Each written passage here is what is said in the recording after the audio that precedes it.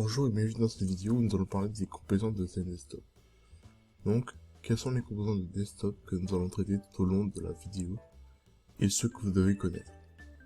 Pour commencer, vous avez le contrôleur de distribution. Le contrôleur de distribution est le centre du modèle FlexHost.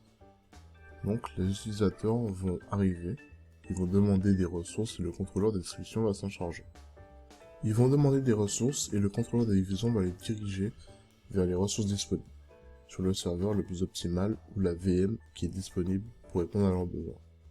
Son front est l'accès web, le portail web qu'ils peuvent visiter pour lancer des applications qui pourraient exister sur un site web.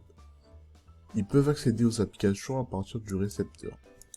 Il s'agit évidemment de différents composants de storefront, mais pensez-y comme à la passerelle web, qui vous permet de lancer des applications à partir d'elle. Le service d'approvisionnement. Vous verrez que les services d'approvisionnement sont d'une couleur différente, parce que même si c'est un composant de desktop, vous pouvez vous en passer.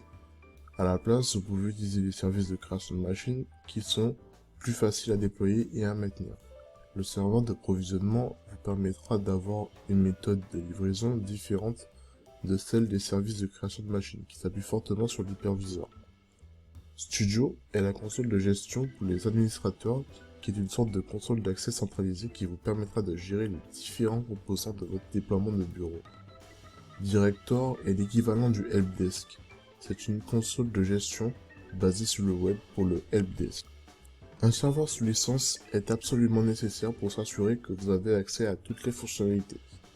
Vous avez aussi Nextcaler, c'est quand vous voulez donner un proxy SSL sécurisé ou inverse, un accès à votre environnement pour accéder à toutes ces ressources en toute sécurité. Et ensuite, vous avez évidemment besoin d'une base de données pour maintenir tous les paramètres et toutes les configurations et tout ce que vous allez faire. Ce sont les principales caractéristiques de desktop que nous verrons bientôt. C'est tout pour aujourd'hui. À bientôt pour la prochaine vidéo.